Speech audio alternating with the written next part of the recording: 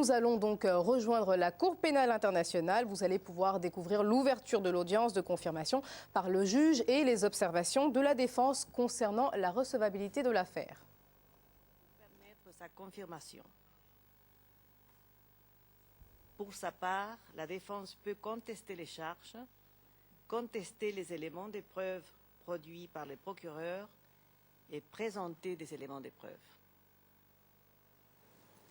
Aussi, conformément à l'article 68.3 du statut, les victimes qui ont été admises à participer peuvent exposer leurs vues et préoccupations par l'intermédiaire de leur représentant légal commun, Madame Massida, du Bureau du Conseil public pour les victimes.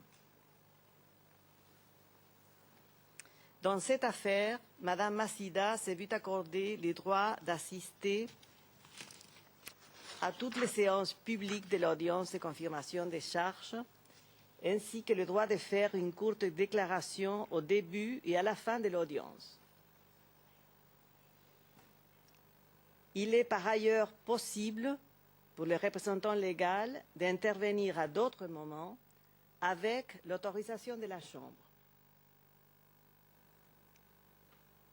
Les parties et participants feront leur présentation en respectant les temps qui leur a été alloué et suivant l'ordre et les conditions établies par la décision 397 du 12 février 2013.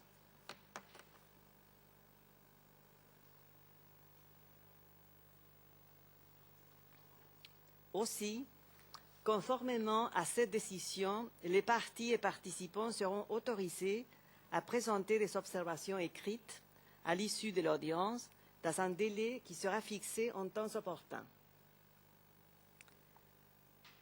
Je vous rappelle que cette audience est publique. Lorsqu'il sera fait référence à des éléments de preuve confidentiels, vous devrez faire attention à ne pas révéler des informations qui iraient à l'encontre des exigences de confidentialité. Exceptionnellement, certaines parties de l'audience pourront être poursuivies à huis clos ou à huis clos partiel. La Chambre tiendra compte des dispositions d'ordre pratique qui ont été mises en place afin de permettre à M. Gbagbo de participer pleinement à toute l'audience. La Chambre a prévu à cet effet 3 heures d'audience par jour au cours de l'après-midi, chaque séance ne dépassant pas 1 heure. Des installations sont à la disposition de M. Gbagbo afin qu'elle puisse se reposer pendant les pauses. La Chambre espère que ces arrangements permettront à M. Gbagbo d'être présent tout au long des sessions. Je tiens à souligner que M. Gbagbo ne devrait pas hésiter à informer la Chambre si un problème survient. Je passe désormais au premier point de notre calendrier, les observations de la défense concernant d'une part la recevabilité de l'affaire et d'autre part les questions liées à la régularité des procédures qui ont précédé cette audience. La Chambre note que le vendredi 15 février, la défense a déposé sa requête relative à la recevabilité de l'affaire en vertu des articles 19 et 17 du statut.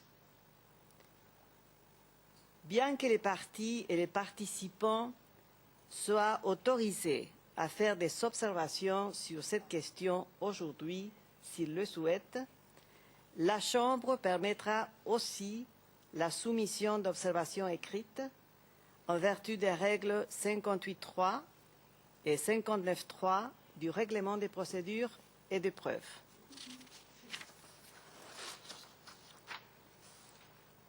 Conformément à la règle 59.1b, la Chambre tient à préciser que dans le cadre de la procédure concernant la contestation de la recevabilité, le représentant légal commun doit représenter non seulement les victimes admises à participer aux procédures, mais également toutes les victimes qui ont déjà communiqué avec la Cour à l'occasion de la présente affaire.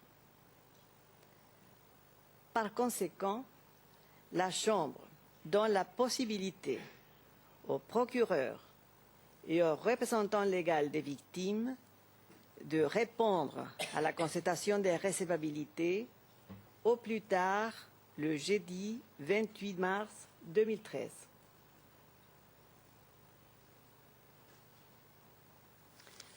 Maître Altit, vous avez la parole sur la question de la recevabilité de l'affaire et celle de la régularité des procédures. Veuillez garder à l'esprit que nous devons nous arrêter à 15h30, mais que vous serez autorisé à poursuivre après la pause. Et je vous prie, ainsi qu'aux autres parties et participants, de parler lentement et de faire des pauses suffisantes pour permettre l'interprétation. Maître Altit, vous avez la parole. Merci, Madame la Présidente. Les observations de la défense concernant la procédure de recevabilité et les questions portant sur la conduite de la procédure seront faites par le professeur Jacobs.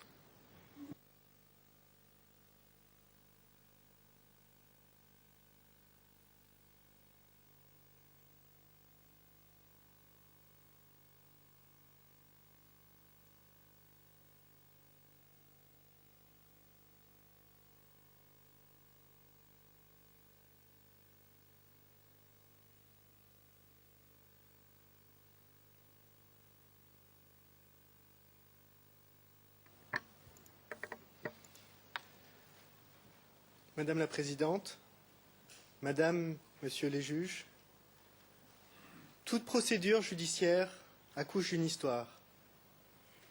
Histoire de lieu, de date, d'événements.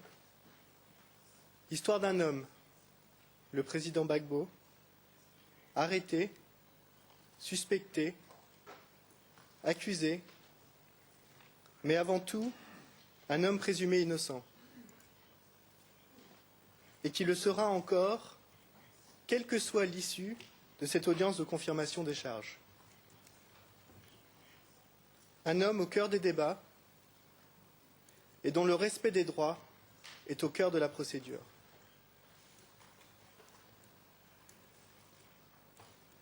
Dans une procédure judiciaire internationale, c'est aussi l'histoire, avec un H majuscule, qui s'écrit. En effet, les situations dans lesquelles la Cour est appelée à intervenir l'emmènent nécessairement à considérer un contexte historique, sociologique et politique sans lequel il ne peut y avoir de compréhension d'une affaire. C'est toujours l'histoire d'un pays, d'une région, d'un peuple et de ses souffrances qui s'écrit.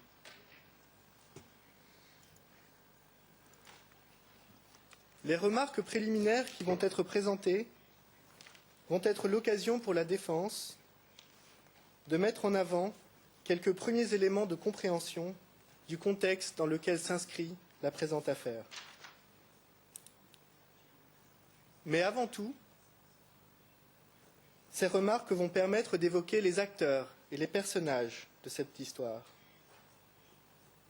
Le procureur, l'ONU, les autorités ivoiriennes, les autorités françaises, le représentant des victimes dans la présente procédure et évidemment les juges et le président Gbagbo.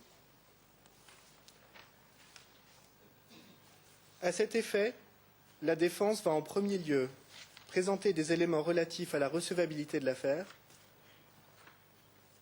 avant, dans un deuxième temps, d'évoquer un certain nombre de questions préliminaires dont la considération est essentielle dès le début de l'audience de confirmation des charges. Je commence donc par la recevabilité. Au cœur de la recevabilité, il y a le principe de complémentarité. Ce principe articule les rapports entre la Cour et les autorités nationales et accorde une primauté à ces dernières. Par ailleurs, le principe de complémentarité doit se comprendre en rapport avec l'obligation de poursuivre les auteurs de crimes internationaux qui pèsent sur les États en droit international. Cette obligation est d'ailleurs reconnue dans le préambule du statut de Rome au même titre que celui de la complémentarité. En d'autres termes,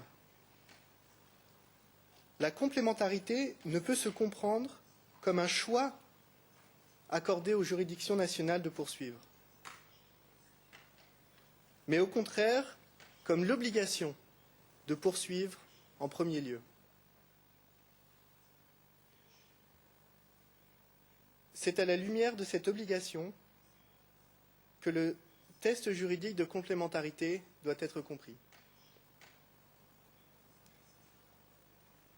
À cet égard, la défense rappelle qu'au titre de l'article 17 du statut, une affaire est irrecevable si, et je cite, « elle fait l'objet d'une enquête ou de poursuite de la part d'un État ayant compétence, à moins que cet État n'ait pas la volonté ou soit dans l'incapacité de mener véritablement à bien l'enquête ou les poursuites. »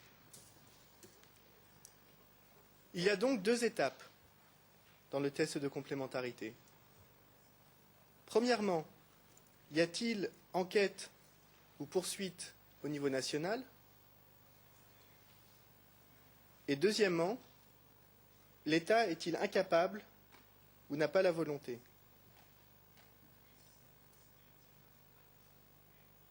Ayant déposé sa requête en irrecevabilité, la défense invite à s'y référer pour les détails de l'argumentation et souhaite juste ici insister sur quelques points essentiels.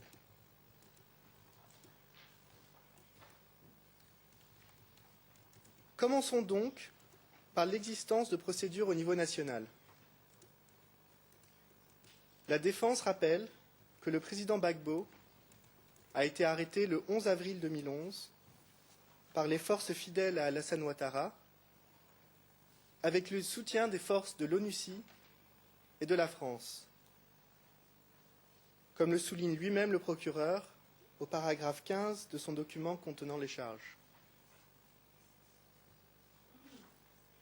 Il sera détenu pendant près de 8 mois à Korogo, dans le nord du pays, sans titre et sans mandat, jusqu'à son transfert à La Haye le 29 novembre 2011. Pendant cette période, s'il y a eu une certaine opacité de la part des autorités ivoiriennes sur les raisons de sa détention, il ne fait aucun doute qu'il existait bien des poursuites contre le président Gbagbo. Cela est le plus clairement attesté par sa mise en examen le 18 août 2011. Rien n'indique aujourd'hui qu'il a été mis fin à ces poursuites. D'ailleurs, le procureur lui-même confirme l'existence de ces poursuites en juin 2012 lors de la procédure de mise en liberté provisoire, en affirmant que si la chambre préliminaire devait prononcer cette mise en liberté provisoire, le président Gbagbo devrait être renvoyé devant les juridictions ivoiriennes pour être poursuivi. La défense note à ce titre avec intérêt le soutien apporté à l'époque et de façon anticipée du bureau du procureur pour la présente requête. Une fois l'existence de poursuites établie, il reste à déterminer plus précisément si celles-ci concernent substantiellement le même comportement, comme l'exige la chambre d'appel de la présente Cour. La défense considère que le comportement à prendre en compte est le comportement en rapport avec le contexte dans lequel auraient eu lieu les crimes, plutôt que le comportement en rapport direct avec la commission des crimes eux-mêmes.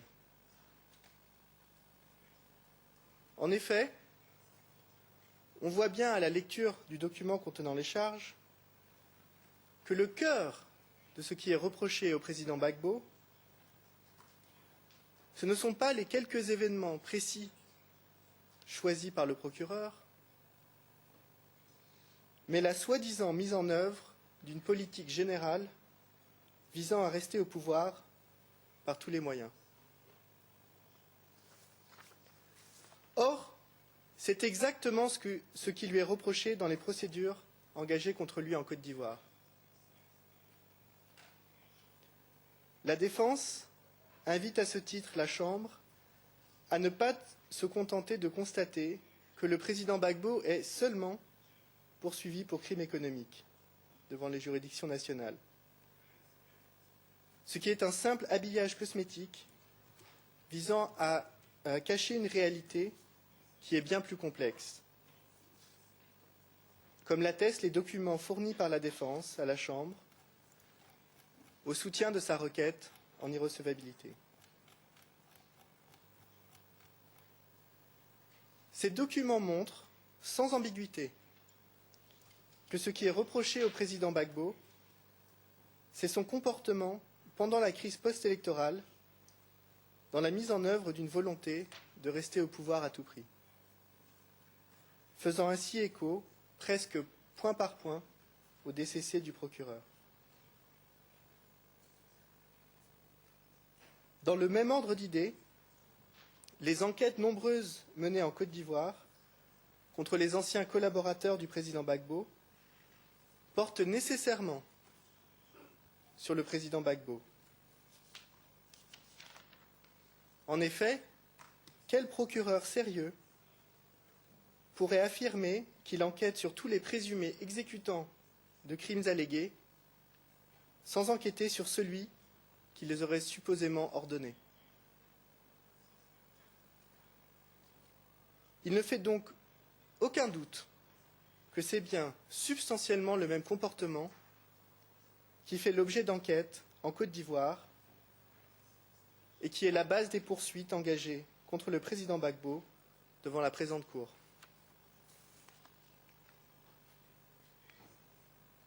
La défense invite donc la Chambre préliminaire, en application de l'article 17 du statut, à déclarer la présente affaire irrecevable. Et ce, d'autant que la Côte d'Ivoire n'est ni incapable, ni ne manque de volonté pour traduire le président Gbagbo en justice, comme nous allons à présent le développer brièvement.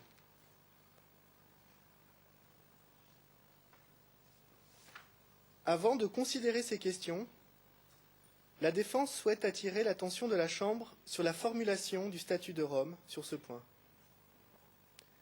Ainsi, selon l'article 17, la capacité et la volonté ne sont absolument pas des conditions à remplir positivement par la partie ou l'État qui conteste la recevabilité pour que l'affaire soit déclarée irrecevable.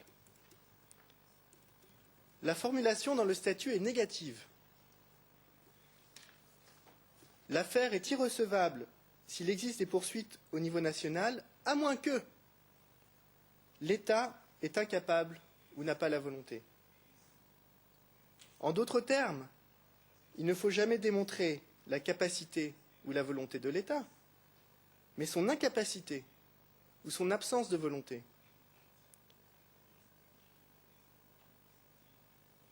Il ressort logiquement de cela que c'est sur la partie invoquant cette incapacité ou cette absence de volonté, le procureur par exemple, que devrait reposer la charge de la preuve.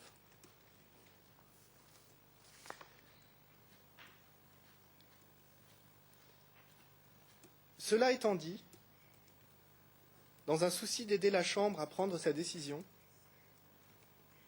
la défense avance un certain nombre d'éléments sur la capacité et la volonté de la Côte d'Ivoire.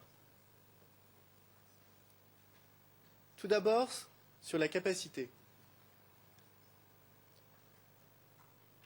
La défense rappelle que les exigences posées par le statut pour qu'un État soit déclaré incapable sont assez élevées. Ainsi, selon l'article 17.3, et je cite, « Pour déterminer s'il y a incapacité de l'État dans un cas d'espèce, la Cour considère si l'État est incapable, en raison de l'effondrement de la totalité ou d'une partie substantielle de son propre appareil judiciaire ou de l'indisponibilité de celui-ci, de se saisir de l'accusé, de réunir les éléments de preuve et les témoignages nécessaires, ou de mener autrement à bien la procédure. » On est bien loin de cela en Côte d'Ivoire.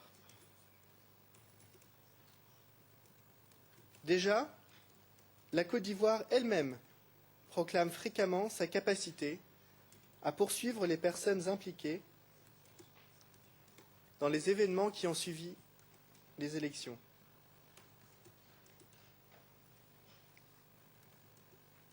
Ensuite, on vient d'entendre Maître Jacobs, donc de la Défense. On a pu voir aussi Maître Emmanuel Altit, avocat de l'ancien président Laurent Gbagbo. Nous allons à présent rejoindre la Cour pénale internationale à La Haye pour écouter Maître Jacobs, avocat de la Défense de l'ancien président ivoirien Laurent Gbagbo.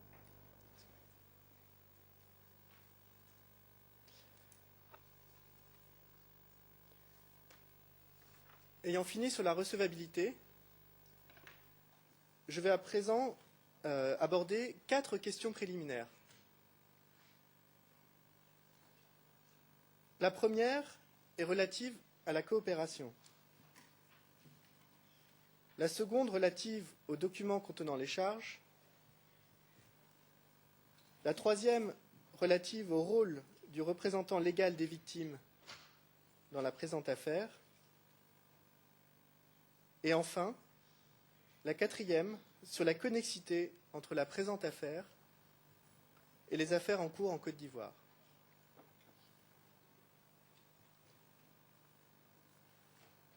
Tout d'abord, la coopération. Comme nous le rappelions en introduction, une procédure pénale internationale met inévitablement en lumière des dimensions géopolitiques complexes qui éclairent et expliquent le contexte d'une affaire. La présente affaire n'échappe pas à cette règle et se caractérise même par une complexité particulière du fait de l'implication forte d'acteurs internationaux, au premier rang desquels l'ONU et la France.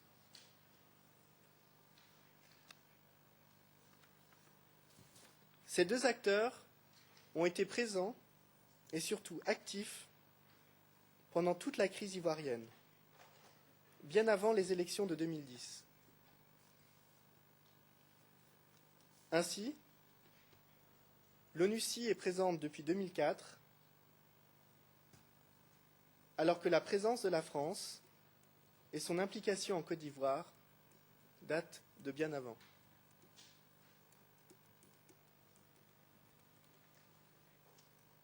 À ce titre, ils ont été les premiers témoins et surtout les premiers acteurs de la crise post-électorale qui est le contexte de la présente affaire.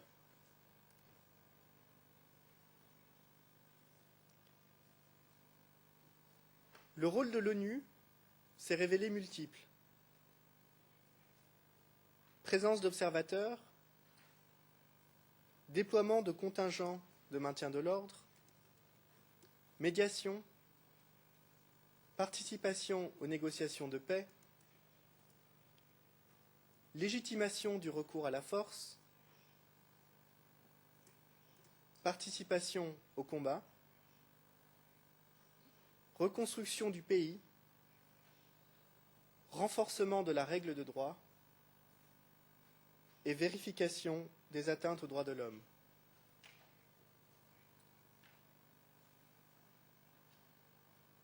Quant à la France, ancienne puissance coloniale,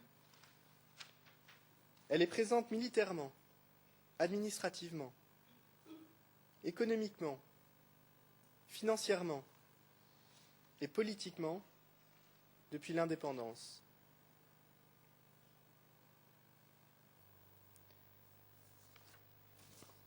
Dans ces conditions, il est bien évident que tant l'ONU que les autorités françaises disposent des éléments propres à permettre à la Chambre de déterminer la crédibilité des allégations du procureur.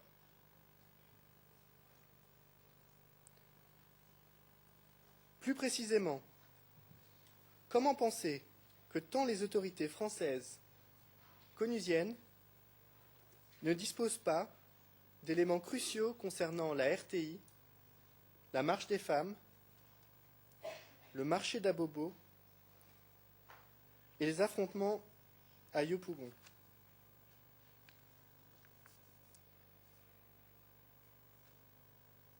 Quant aux autorités ivoiriennes, il est logique de penser qu'elles disposent elles aussi d'éléments utiles. Par exemple, concernant les mouvements de troupes, aussi bien gouvernementales que rebelles.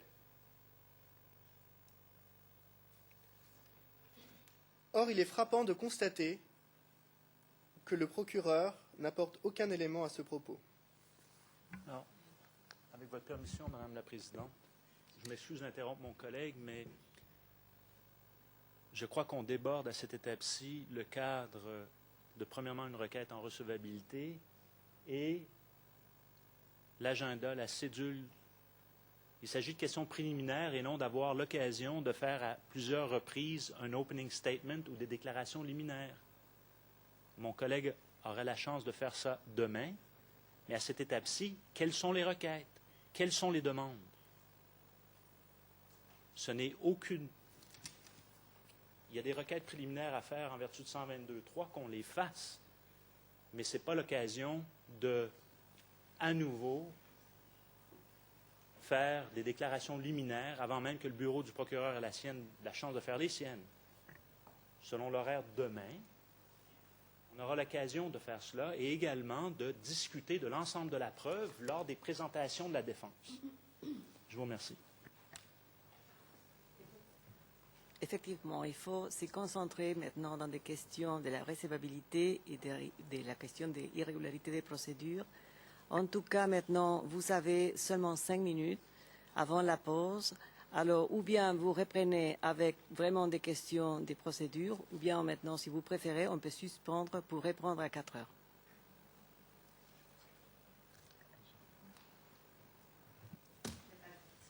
Merci, Madame le Président.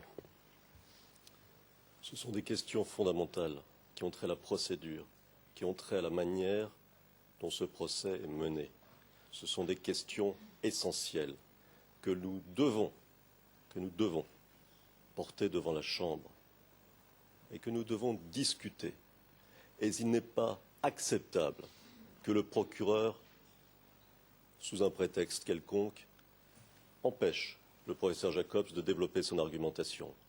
La parole ici est libre, pourvu, vous l'avez rappelé, Madame le Président, c'est juste que nous traitions ce qui était prévu. C'était prévu. Ce sont des questions de procédure. Le professeur Jacobs va terminer sa démonstration sur ce point. Cette démonstration n'aura pris que quelques minutes. Il va arriver à sa conclusion, une conclusion juridique. Et je voudrais, s'il vous plaît, qu'il soit rappelé au procureur de respecter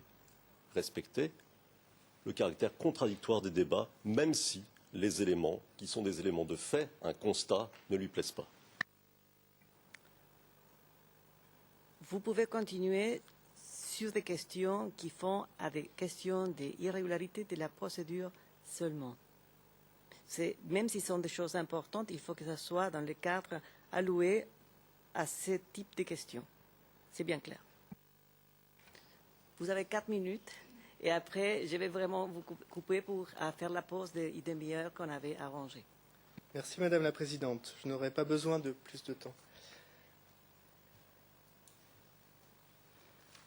Le point que la défense soulève ici est effectivement une question de procédure et une question liminaire.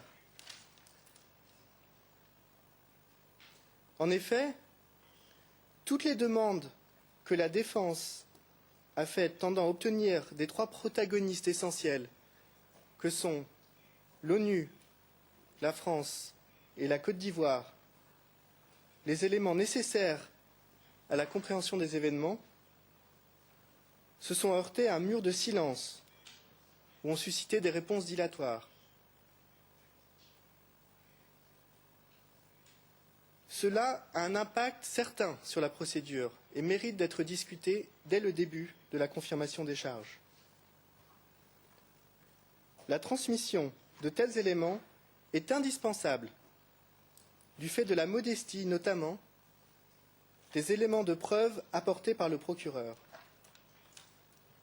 Par conséquent, il paraît nécessaire de repousser l'audience à un moment où la Chambre pourra disposer des éléments indispensables à la manifestation de la vérité.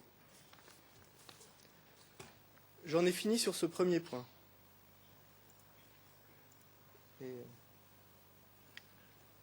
Peut-être serait-il plus judicieux de faire la pause maintenant? Oui, je crois, parce que vous avez seulement 2 minutes, alors Oui. c'est mieux, je pense, de suspendre maintenant. Et on revient à 4 heures. On suspend la séance. Nous allons y revenir, hein, parce que nous allons à présent nous diriger vers la Haye, la Cour pénale internationale, pour poursuivre d'ailleurs le déroulé de l'audience de confirmation des charges. Je vais exposer des éléments qui devraient conduire la Chambre à rejeter en tout ou en partie le document contenant les charges. La défense aura l'occasion, dans les jours qui viennent, de souligner les défaillances et les incohérences, tant factuelles et juridiques, de ce document. Ces défaillances et incohérences sont non seulement dommageables pour la défense, qui a dû se préparer sur la base d'un document inadéquat, mais aussi pour la crédibilité de l'institution dans son ensemble. Le procureur est censé avoir mené une enquête en Côte d'Ivoire, et plus particulièrement sur le président Gbagbo, avec les moyens étendus dont dispose son bureau et la pleine coopération de la Côte d'Ivoire depuis près de 2 ans. Il est incompréhensible que le fruit de cette enquête soit le DCC qu'il a présenté à cette Chambre dans l'affaire la plus importante de la jeune histoire de la Cour pénale internationale. Dans le cadre des remarques préliminaires, nous aimerions insister sur 2 défaillances du DCC qui devraient pousser la Chambre, à ce stade de la procédure, à le rejeter en tout ou en partie. Tout d'abord, l'absence de précision sur les éléments essentiels qui sous-tendent les charges. Et deuxièmement, l'absence de précision sur le mode de responsabilité sous 25.3d. Tout d'abord, donc, les éléments essentiels sous-tendant les charges. Les charges sont au cœur des poursuites contre un individu à la Cour pénale internationale, plus particulièrement lors de l'audience de confirmation des charges. En effet, c'est sur la base des charges éventuellement confirmées et qui ne pourraient plus être modifiées qu'un procès aurait lieu. Il est donc particulièrement important que ces charges soient suffisamment précises pour que la personne accusée puisse se préparer dans les meilleures conditions, tant pour l'audience de confirmation que pour un éventuel procès qui s'ensuivrait. Cette exigence de rigueur s'applique notamment aux faits et circonstances décrits dans les charges, au-delà desquels la Chambre de première instance ne pourrait aller, dans un éventuel jugement, en vertu de l'article 74.2 du statut. La jurisprudence a eu l'occasion de préciser cette notion de faits et circonstances décrits dans les charges. Ainsi, dans une opinion dissidente remarquée dans l'affaire Katanga, la juge Vandenwager notait l'importance de distinguer entre les éléments essentiels qui sous-tendent les charges des faits subsidiaires et regrettait à l'époque que ni le procureur ni la chambre préliminaire n'ait fait l'effort de distinguer les deux dans la phase préliminaire. C'est logiquement sur le procureur que repose en premier lieu cette obligation primordiale, dans la mesure où c'est lui qui dépose le DCC. Or, force est de constater que le procureur n'a fait ici aucun effort pour distinguer entre les éléments essentiels sous-tendant les charges et les éléments accessoires. Déjà, la défense note que le mot « charge » n'apparaît jamais dans le DCC, après son titre. Ce n'est pas un bon début pour que la défense puisse s'y retrouver. Par ailleurs, dans le DCC, le procureur ne distingue jamais quels éléments sont au soutien de quelle démonstration juridique particulière. Ainsi, le procureur accumule les exemples d'événements et d'attaques alléguées contre la population civile, tant dans le cadre de la démonstration sur les éléments contextuels du crime contre l'humanité, que dans la discussion du mode de responsabilité du président Gbagbo, sans jamais établir de lien spécifique avec les 4 événements choisis,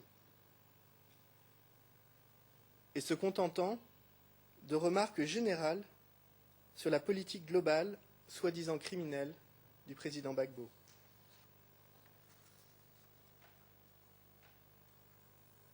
Cela laisse la désagréable impression que le procureur non seulement confond les éléments contextuels du crime contre l'humanité et le mode de responsabilité, mais que surtout, in fine, il cherche à reprocher au président Gbagbo tous les crimes commis en Côte d'Ivoire à cette époque, plutôt que des faits particuliers. Au final, il est impossible pour la défense de distinguer dans le DCC les éléments essentiels à l'établissement de chaque élément de la responsabilité pénale du président Gbagbo. Et la Chambre devrait rejeter le DCC dans son ensemble, comme ne respectant pas les exigences en matière de précision des charges.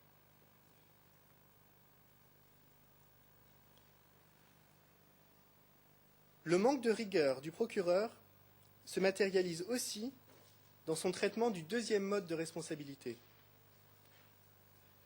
celui de la contribution au titre de l'article 25.3d. La défense rappelle que c'est lors d'une conférence de mise en état demandée par la défense que le procureur a informé la chambre préliminaire, presque comme une question accessoire, un afterthought en anglais, qu'il comptait ajouter un mode de responsabilité. Sans cette conférence de mise en état, on peut se demander quand exactement le procureur comptait notifier la défense de ce changement important. Car oui, ce changement est important, malgré les tentatives de minimiser les choses dans le document contenant les charges. Les deux modes de responsabilité sont fondamentalement différents. La coperpétration indirecte n'exige pas que l'intention où la responsabilité pénale des exécutants soit établie. Alors qu'au contraire, la contribution au sens de 25.3d exige l'existence d'une telle intention criminelle du groupe agissant de concert. Également, les éléments matériels de ce mode de responsabilité ne sont pas les mêmes, ni l'intention qui doit être attribuée à la personne. Cette distinction fondamentale était au cœur, encore une fois, de l'opinion dissidente de la juge Vandenwaegard dans l'affaire Katanga, lorsqu'elle reprochait à la majorité de la Chambre d'avoir fait semblant que les éléments de la contribution étaient forcément inclus dans les éléments de la coperpétration indirecte. Au vu de cela, comment le procureur peut-il affirmer, au paragraphe 100 de son DCC, et je cite, qu'il s'appuie sur les mêmes faits et circonstances énoncés plus haut?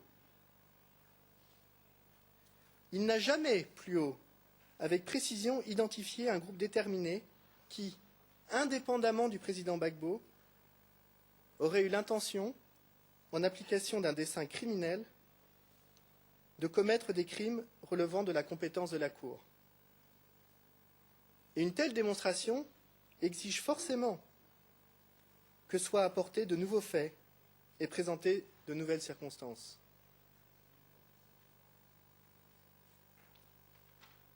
Comment la défense peut-elle contester l'existence d'un groupe de personnes agissant de concert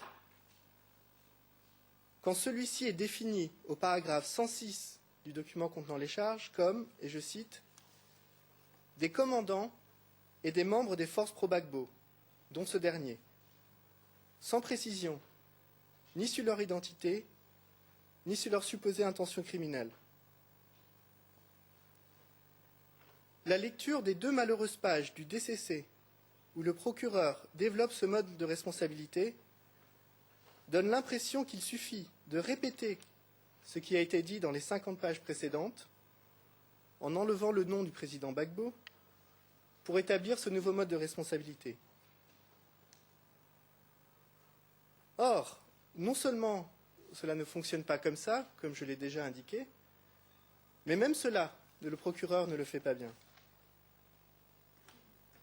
Ainsi, je répète la définition du groupe donnée par le procureur.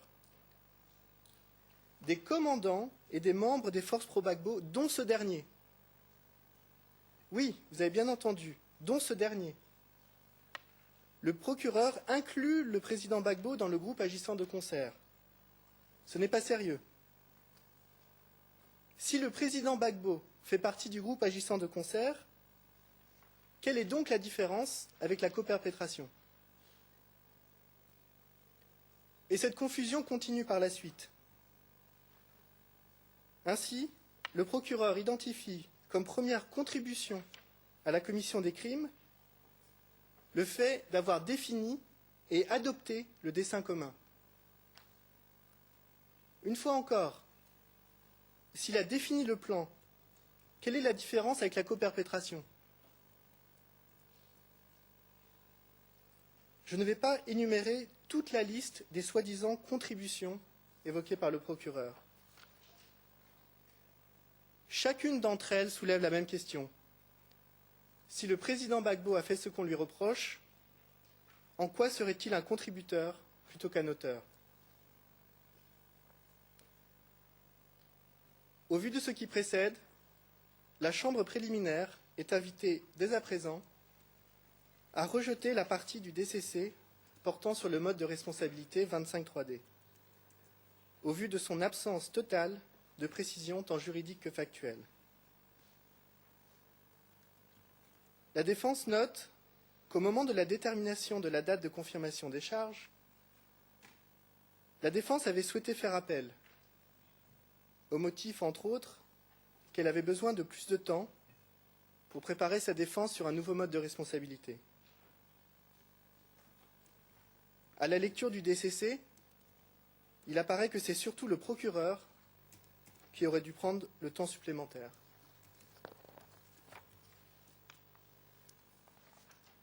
Je passe à présent, Madame la Présidente, Monsieur, Madame les juges, à la troisième remarque préliminaire.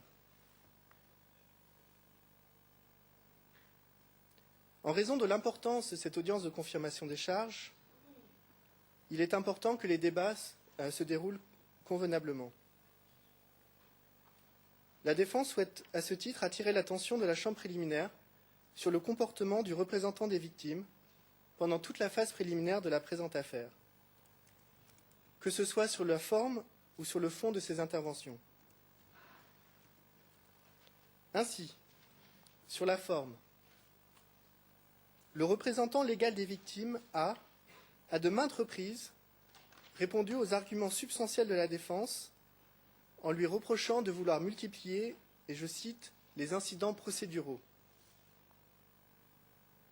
allant jusqu'à lui reprocher son manque de diligence, et je cite encore, dans le traitement du fond de l'affaire, et de, je cite une fois encore, vouloir submerger la Chambre par de multiples requêtes. Par ailleurs, à chaque fois que la défense a fait appel d'une décision, le représentant légal des victimes a estimé que ce n'était pas justifié et fait dans un but dilatoire. Déjà, la défense s'étonne du mépris apparent du représentant légal des victimes pour ce qu'il appelle, et je cite, la procédure.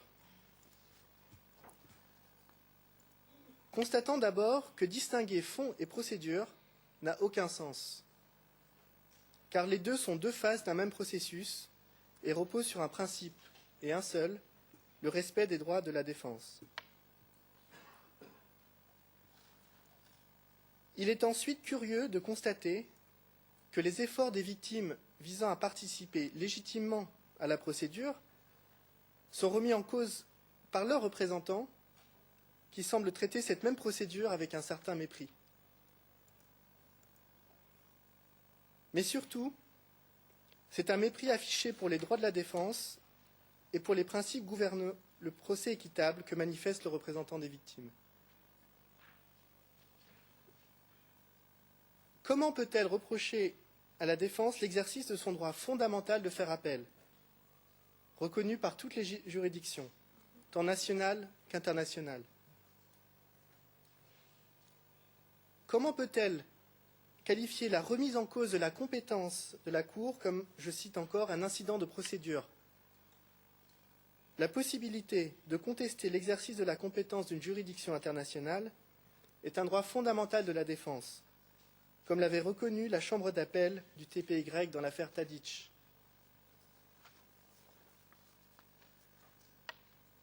Comment peut-elle qualifier la procédure qui a permis d'évaluer la capacité à être jugé du président Gbagbo d'incident procédural?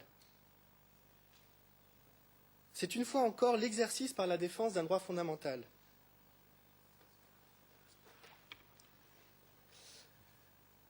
L'attitude du représentant des victimes est d'autant plus scandaleuse qu'il a lui-même multiplié les incidents procéduraux,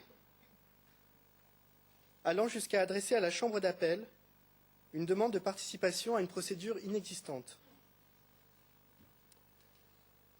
ou encore en multipliant les demandes d'accès, en grande majorité sans succès, aux documents confidentiels de la défense. Le comportement du représentant des victimes s'explique par sa volonté d'avoir les mêmes droits que les parties au procès. Pour ce faire, il est parfois prêt à transformer la jurisprudence qu'il cite au soutien de ses demandes. Ainsi, dans une demande récente d'accès, une fois encore à des documents confidentiels de la défense, une fois encore rejetée, le représentant des victimes a affirmé qu'une jurisprudence de la CEDH reconnaissait un droit d'accès aux preuves aux participants, alors que la jurisprudence elle-même parle de parties. Ce qui nous amène au cœur de la question. Ce que le représentant des victimes cherche à obtenir, in fine, c'est un statut de partie au procès à part entière. Comme le montrent, là encore explicitement, les éléments portés au soutien de ces requêtes. Or, la défense rappelle que les victimes ne sont absolument pas parties au procès. Elles sont simples participants et leur participation, ainsi que la nature de leur contribution à la procédure, doit être strictement encadrée afin que soit préservée la bonne tenue des débats. La responsabilité de cet encadrement incombe en premier lieu au juge. Or, alors que la défense a soulevé ces questions à de nombreuses reprises, en réponse aux requêtes du représentant des victimes, la Chambre préliminaire n'a jamais pris l'occasion de rappeler au représentant des victimes sa place légitime, mais limitée dans la présente procédure.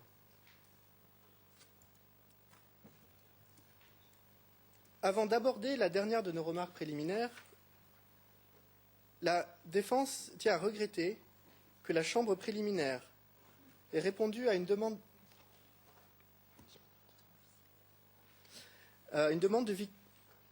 a déploré que la Chambre préliminaire ait répondu à une demande des victimes hier dans la soirée, sans consulter les parties, ni la défense, ni l'accusation, et donc en violation du principe du contradictoire. J'aborde à présent le dernier point, la dernière remarque préliminaire, celui de la connexité. Il ressort clairement du présent dossier que, pour tous, les autorités ivoiriennes, comme le procureur de la CPI, il existe une seule et même affaire relative au rôle allégué du président Gbagbo et de son entourage dans la crise post-électorale. C'est vrai pour la Côte d'Ivoire, où, comme je l'ai rappelé plus tôt, toutes les enquêtes au niveau national portent nécessairement sur le président Gbagbo. C'est vrai également pour la CPI, qui évoque de façon abondante, où le procureur évoque de façon abondante, le rôle des présumés co-auteurs des crimes allégués, notamment Simone Gbagbo et Charles Blé Goudé. Il ne fait donc aucun sens que cette unique affaire, aux yeux de tous, soit fragmentée en plusieurs procès, devant plusieurs juridictions. Face à cette situation, la défense invite la Chambre préliminaire à prendre la mesure de la connexité entre les différentes poursuites relatives à la crise post-électorale et en tire les conséquences. Ces conséquences pourraient être de deux ordres. Premièrement, dans l'esprit du principe de complémentarité, la Cour pourrait se dessaisir au profit des juridictions ivoiriennes. Il serait juste que le président Gbagbo puisse se défendre en Côte d'Ivoire en étant présent et en faisant entendre sa voix au cours de procédures dont il est nécessairement le personnage principal. Deuxièmement, et à tout le moins, il serait logique que la Chambre préliminaire sursoit à statuer dans la présente affaire en attendant que les procès en cours en Côte d'Ivoire fournissent leurs premiers enseignements sur l'implication notamment de nombreux anciens collaborateurs du président Gbagbo dans les événements post-électoraux, et notamment, encore une fois, Simone Gbagbo et Charles Blé Goudé, tous les deux inculpés en Côte d'Ivoire, et présents dans le DCC du procureur. Comme la démonstration du procureur repose sur leur rôle et par conséquent, on ne peut juger le président Gbagbo sans savoir ce qu'ils ont fait. Je conclus ces remarques préliminaires par quelques brèves remarques. La trame de ces remarques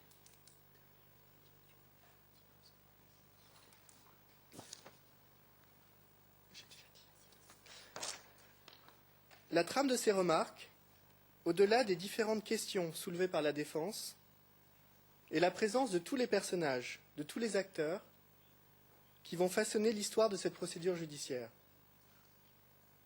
Et au-delà, l'histoire dont celle-ci va accoucher aux yeux du monde qui la suit avec attention. Aujourd'hui, cette histoire est encore parcellaire, sans structure, incomplète, à l'image du DCC présenté par le procureur, qui semble être un auteur en quête de personnages. Ainsi, comme dans la pièce de Pirandello, 6 personnages en quête d'auteur, les personnages de la présente procédure semblent être en quête d'auteur, laissés confrontés à eux-mêmes dans la recherche de la vérité. Comme dans la pièce de Pirandello, la confrontation des personnages et des acteurs risque de déconstruire la réalité et créer la confusion. Pourtant, contrairement à la pièce de Pirandello, il existe dans la présente procédure des metteurs en scène. Vous, Madame la Présidente, Monsieur, Madame le juge, vous avez la noble et lourde tâche de diriger les débats et de faire sens des vérités fragmentées des différents personnages, afin que l'audience, qui va se tenir dans les prochains jours, n'accouche pas, en définitive, d'un mensonge. Je vous remercie. On va voir le procureur. On retourne à la Cour pénale internationale pour écouter ce qu'il a à dire. Merci. Du troisième point, le dernier point, je m'interroge même si l'accusation a quelque chose à dire sur ce dernier point. Je rappelle à la Chambre que, évidemment, il y a la règle 122, paragraphe 3, telle que j'ai évoquée, et j'ai interrompu mes collègues, et malgré le fait qu'il s'agit de présentation, il s'agit d'un exercice vivant, et les parties ne resteront pas assises et l'accusation interviendra lorsqu'elle le jugera à propos, toujours dans le respect, évidemment, de la procédure. Nous remercions la Chambre de pouvoir répondre donc d'ici le 23 mars à cette requête de dernière minute, faut bien le dire, malgré le fait que cela fait déjà plusieurs mois qu'on sait qu'il va y avoir une confirmation des charges. Ce n'est que 4 jours avant le début de celle-ci que, enfin, la défense dépose par écrit sa requête. Également, il serait peut-être important que la Chambre demande à la défense, y a-t-il d'autres moyens de preuve, outre les 14 annexes sur lesquels il s'appuie pour démontrer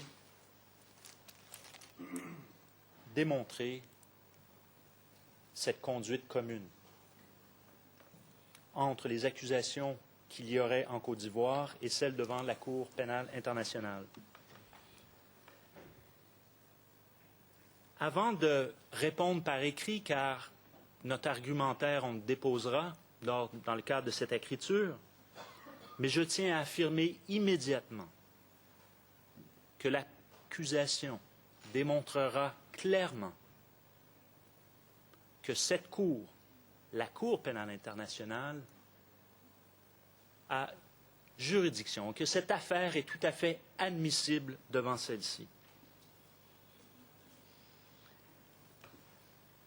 La défense tente d'étirer ou d'étendre la définition du concept de comportement, ou ce que la jurisprudence, et non la moindre, la chambre d'appel de cette Cour, appelle en anglais le Substantially Same Conduct Test. L'accusation démontrera par écrit qu'il n'y a aucun doute que la présente affaire est admissible. Que M. Gbagbo ne saurait être libéré des charges qui pèsent contre lui, et ce pour la simple et bonne raison qu'il y a une marge, ou plutôt aucune commune mesure, entre la conduite des charges auxquelles M. Gbagbo fait face en Côte d'Ivoire et les charges ou crimes contre l'humanité de meurtre de civils, conduite de M. Gbagbo dans les crimes ou charges de viol de civils, de femmes civiles, conduite de M. Gbagbo dans les charges de crimes contre l'humanité, de persécution d'une partie de la population de Côte d'Ivoire, et également, et enfin, des charges ou crimes de crimes contre l'humanité, d'actes inhumains.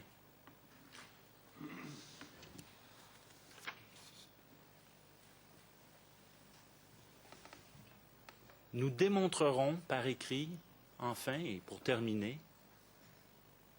que cette écriture déposée 4 jours avant le début de cette audience est un écran de fumée et est essentiellement et probablement destiné à plaider pour la galerie. Deuxième point, la question de la coopération. Où sont les écritures déposées par la défense avant cette audience, demandant l'assistance de cette Chambre dans la conduite de ces enquêtes sur le terrain? Si la défense a des difficultés pour exécuter ces enquêtes, où sont les écritures? La Chambre ne saurait aujourd'hui retarder les procédures, car encore une fois, et c'est une autre technique de la part de la défense, et on ne s'en cachera pas, c'est de tenter à nouveau de retarder les procédures. Cela fait depuis juin que cette confirmation des charges doit avoir lieu. Et encore une fois, on veut la retarder et on demande son report. Maître Altid, vous voulez vous adresser à la Chambre? Je peux m'asseoir si vous voulez. Allez-y. Oui, Maître Altid. Merci, Madame le Président. Écoutez, il me semble devrait y avoir réponse à des points qu'on a abordés, qui sont des points qui nous paraissent essentiels. Ce n'est pas le lieu pour un procès d'intention. Ce n'est pas le lieu pour des affirmations gratuites. Non, vraiment, je crois là qu'il y a ici un vrai problème. Et je demande au procureur, il aura le temps d'exposer en long, en large, en travers ces théories, de ne pas fourvoyer la Chambre. C'était des tentatives dilatoires. Les experts mandatés par votre cour, par votre Chambre, ont reconnu la réalité des choses. Enfin, non, mais il y a des choses qu'on peut accepter, d'autres choses qu'on ne peut pas accepter. Je m'excuse de vous couper la parole, mais je veux vous rassurer que vous aurez la possibilité d'en parler et de faire votre réponse à la fin, après avoir écouté les procureurs et la représentant légal commun. Vous aurez l'occasion de riposter. Merci. Vous pouvez continuer, maître. Merci.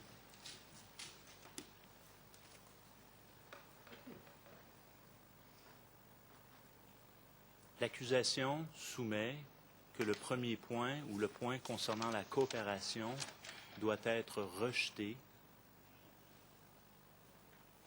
car, encore une fois, il s'agit d'une tactique de la défense pour tenter de retarder les procédures. L'inaction de la défense dans les 8 derniers mois de soulever cette question devant la Chambre est clairement un indice qu'il n'avait aucune difficulté à digérer l'ensemble des 3500 éléments ou items de preuve que l'accusation a pu lui divulguer jusqu'à maintenant. S'il y a des éléments additionnels qu'ils avaient besoin, de un, ils auraient pu en faire part à l'accusation, ce qu'ils n'ont pas fait. Deuxièmement, ils auraient pu saisir la Chambre, ils auraient pu saisir le greffe pour des demandes de coopération et l'accusation n'est aucunement au courant ou n'a jamais été notifiée à ce sujet. Alors, le fait de s'en plaindre aujourd'hui encore une fois, à la dernière minute, est encore une fois, et on le répète, une tactique de la part de la défense. Dans des dossiers antérieurs, l'accusation a participé à des audiences où la défense avait des difficultés à obtenir la coopération de certaines autorités nationales ou organisations, et compte tenu des contacts, et peut-être dans certains cas effectivement une position plus privilégiée, l'accusation était à même d'intercéder auprès de ces autorités ou organisations pour qu'elles coopèrent avec les équipes de défense. Car il en va dans l'intérêt de la justice, effectivement, que la défense puisse, dans certains cas, lorsque ça se justifie, avoir accès à certains documents.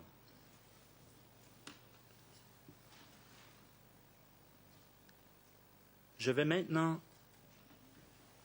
et je reviens juste sur une chose.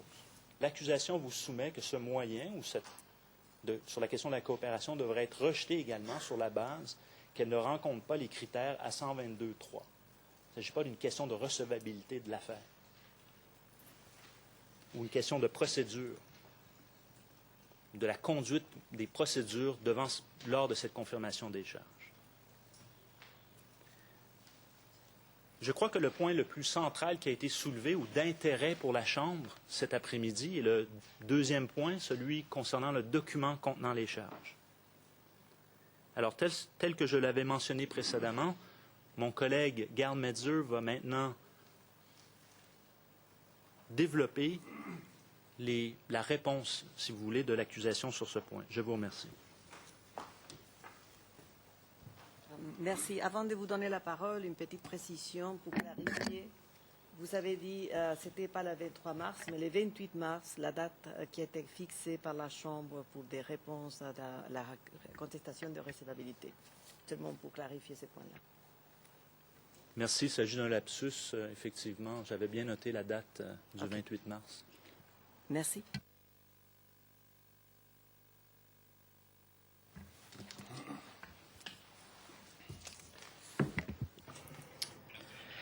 Bonjour, Mesdames, Monsieur le juge. Je vais donc répondre aux arguments soulevés par la défense en ce qui concerne les soi-disant défauts qu'il y aurait dans le document contenant les charges, notifiant les charges. Avant de rentrer dans les détails, je tiens à rappeler à nos éminents confrères de la défense et à la Chambre que cette Chambre préliminaire a délivré un mandat d'arrêt contre M. Gbagbo en se basant sur l'article 25.3a, en se basant sur le mode de responsabilité qui pourrait éventuellement être revu dans le cadre de l'audience de confirmation des charges. Nous avons étudié ça de près et suite à nos réflexions et à nos délibérations internes, nous avons décidé de présenter devant la Chambre un nouveau mode de responsabilité en supplément de celui qui avait déjà été précisé le 25.3a. Nous avons divulgué le document notifiant les charges à la défense en application d'une ordonnance de la Chambre, et je parle ici de la dernière version, et en application aussi de la règle 121 du règlement de procédure et de preuve, qui exige que la divulgation doit se faire 30 jours avant l'audience de confirmation des charges. Nous avions certes divulgué des versions précédentes de ce document, et ces versions étaient un peu différentes, pas dans les faits, mais en matière surtout de qualification légale. Mais ceci n'est pas un préjudice pour la défense. Au contraire, la défense maintenant a un avantage. Il connaissait la thèse de l'accusation depuis fort longtemps, bien avant ces 30 jours. Et la qualification légale supplémentaire donc n'est pas une modification ou un amendement des faits et circonstances qui sont dans le DNC. Nous nous appuyons exactement sur les mêmes faits et les mêmes circonstances pour étayer notre nouvelle qualification légale au titre du 25.3d. La défense parle de nouveaux faits, mais il n'y a pas de nouveaux faits. Ce sont les mêmes faits, exactement les mêmes. Même s'il y avait de nouveaux faits, d'ailleurs, comme je l'ai dit, de toute façon, nous avons divulgué ce document 30 jours avant la confirmation des charges. Et c'est là-dessus qu'il faut se baser pour étudier nos arguments. Maintenant, je reviens un peu en arrière. La défense déclare que les charges sont trop vagues et floues. Les charges ne sont mentionnées, paraît-il, que dans le titre. Eh bien, malgré tout le respect que nous devons à nos éminents confrères, ceci n'est pas vrai. Et comme vous le voyez très clairement d'ailleurs dans la structure de notre document de notification des charges, les paragraphes 92 à 108 énoncent les charges, chapitres H et I du document. Et le reste,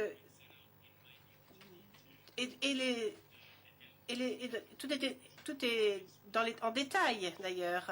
Et l'accusation explique bien comment elle a l'intention d'établir les éléments des crimes et les éléments du mode de responsabilité. L'accusation a pris cette approche en se basant sur la jurisprudence de cette chambre, non, de la chambre préliminaire 1, qui, dans sa décision de confirmation des charges dans l'affaire Banda et Gerbo, il s'agit donc du document ICC 02 05 03 09 121, paragraphes 36 à 38. Donc cette décision explique bien comment certaines charges sont liées à d'autres portions du document contenant les charges. Donc ce n'est pas le document entier, mais uniquement une partie bien précise des charges que vous retrouvez donc, comme je l'ai dit, pour nous, au paragraphe 92 à 108 dans notre document de confirmation de notification des charges. Le document a un but bien précis d'ailleurs. C'est pour cela que nous avons fait extrêmement attention pour expliquer en détail la thèse de l'accusation, afin que la défense soit notifiée à l'avance de notre thèse et de notre cause, et pour que la Chambre aussi comprenne bien quels sont les détails sur lesquels nous nous fondons dans notre thèse. De plus, nous avons donné à la défense ainsi qu'à la Chambre une liste des éléments de preuve. Et dans cette liste d'éléments de preuve, nous avons expliqué très clairement comment chacun des éléments de preuve sur lesquels nous avons l'intention de nous baser dans le cadre de cette audience de confirmation des charges est lié à des faits bien précis, ce qui donne quand même encore plus d'éléments à la défense. Et vous avez aussi accès autour des notes de bas de page dans le document de contenant des charges, ce qui permet à la défense de mieux encore comprendre notre cause. La jurisprudence de cette Cour a déclaré que la liste des éléments de preuve fait partie intégrante. Il s'agit donc du document ICC 02 05 03 09 121, paragraphes 36 à 38. Donc cette décision explique bien comment certaines charges sont liées à d'autres portions du document contenant les charges. Donc ce n'est pas le document entier, mais uniquement une partie bien précise des charges que vous retrouvez donc, comme je l'ai dit, pour nous, au paragraphe 92 à 108 dans notre document de confirmation de notification des charges. Le document a un but bien précis d'ailleurs. C'est pour cela que nous avons fait extrêmement attention pour expliquer en détail la thèse de l'accusation, afin que la défense soit notifiée à l'avance de notre thèse et de notre cause, et pour que la Chambre aussi comprenne bien quels sont les détails sur lesquels nous nous fondons dans notre thèse. De plus, nous avons donné à la défense ainsi qu'à la Chambre une liste des éléments de preuve. Et dans cette liste d'éléments de preuve, nous avons expliqué très clairement comment chacun des éléments de preuve sur lesquels nous avons l'intention de nous baser dans le cadre de cette audience de confirmation des charges est lié à des faits bien précis, ce qui donne quand même encore plus d'éléments à la défense. Et vous avez aussi accès autour des notes de bas de page dans le document de contenant des charges, ce qui permet à la défense de mieux encore comprendre notre cause. La jurisprudence de cette Cour a déclaré que la liste des éléments de preuve fait partie intégrante de la lecture même que l'on doit faire de l'affaire et de la cause de l'accusation. Et nous avons suivi exactement cette même jurisprudence. Donc tous les détails sont là et nous sommes persuadés que les détails sont suffisants. Et de toute façon, la défense a eu droit à ce document dans les délais requis.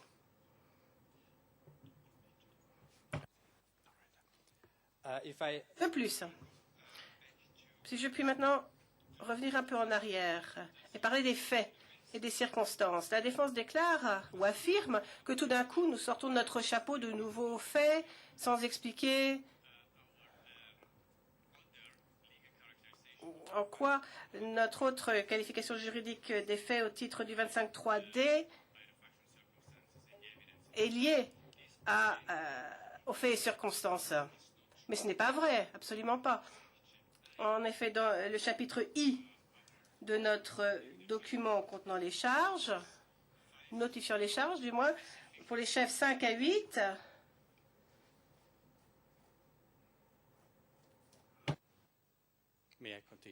poursuivre, s'il vous plaît. Oui, donc nous avons énuméré, et nous avons fait référence d'ailleurs aux faits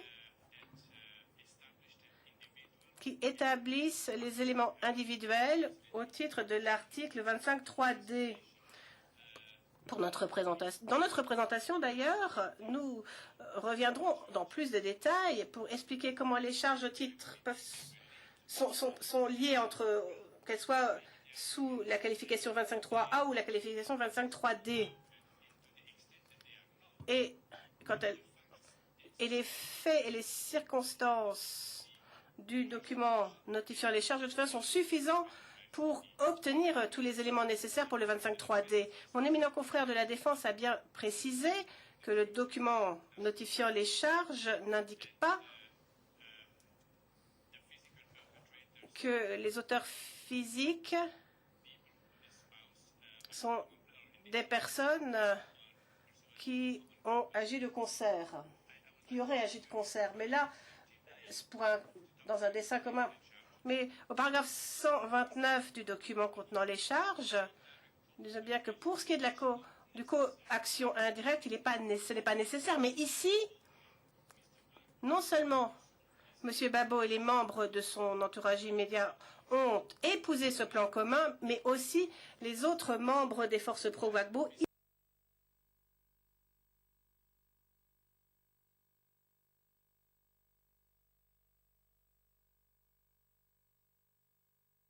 compris les auteurs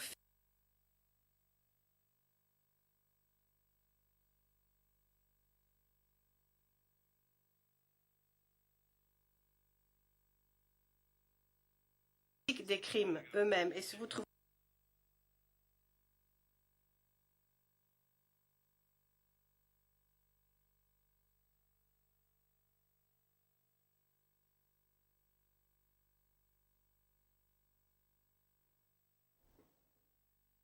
petit problème technique